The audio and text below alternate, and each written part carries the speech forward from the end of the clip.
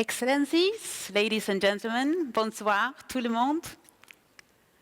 What if anyone, anywhere, could be invited to a home-cooked meal to feel as an important, welcomed part of society? A kitchen table, glasses and some plates, something cooking on the stove. United Invitations has one goal, and that is to encourage immigrants and natives to dine together in their homes. When we meet and get to know each other, we understand that behind every other person is another person, completely different from myself, and yet very much just like me. My name is Ebba Åkerman. I'm the Secretary of Dining at United Invitations. I'm from Stockholm, Sweden. I have a master's degree in sustainable enterprising, and I like bananas. 2 years ago, I decided to work as a substitute teacher in the Swedish for Immigrants language program. It's a program free of charge and available to anyone who lives in Sweden.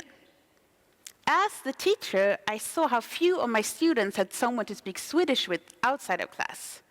I wondered how, and more importantly, why do you learn a language that you have no one to speak it with? As a Stockholmer, I realized that the city I grew up in was much more segregated than I knew. And as Ebba, as myself, I was invited to amazing meals at so many of my students' houses. A customary thing to do in most cultures when you meet someone new. Seeing that Swedes socialize mostly over dinner parties and mostly with other Swedes, I thought I might be onto something. Dinner is so great because most people eat it every day, usually at the same place, at the same time, and with the same people. So to put out an extra plate or two is simple.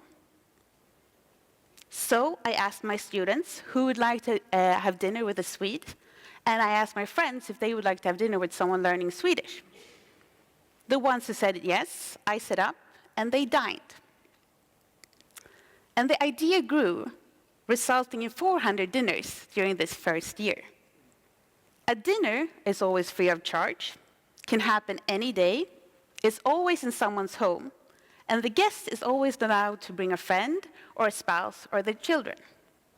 Roughly 2,000 participants have arrived feeling welcome somewhere or opened their door and welcomed someone into their home. And another 50 initiatives have started in other parts of Sweden, Germany, Belgium, Austria, Greece, and right here in Switzerland. People, so-called dinner ambassadors, my heroes, who completely voluntarily act as bridges between natives and immigrants. Anyone can be a dinner ambassador. Empathy comes from shared experiences.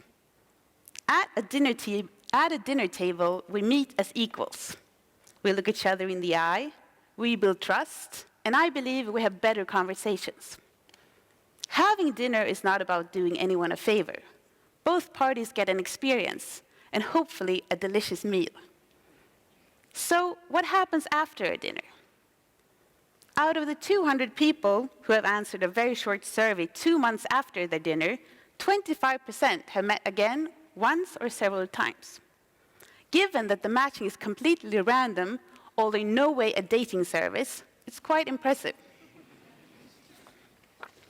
Even more impressive are the 99% who, regardless of having met their dinner companion again, feel that they're contributing to a more inclusive society.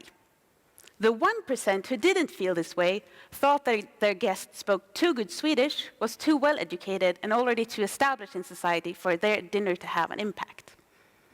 But 99% feel that a simple dinner is one way to contribute to the society we want. My best friend said when clearing the dinner table, "It's so much fun to meet people that you never meet because you don't know them." The core message of United Invitations remains that the best way to invite someone for dinner is to do it yourself. Look around, smile, talk, invite. But what happens when we don't meet people who are different from us, where we work or where we live? People of different incomes live further and further away from each other. Stockholm is one of the European cities where segregation is increasing most rapidly. What ideas do you get? And what sentiments do you create towards people, groups of different beliefs, religions, cultures, nations, when you don't meet them, when you don't know anyone? Our theory of change is that we can get around social exclusion and xenophobia by having dinner together.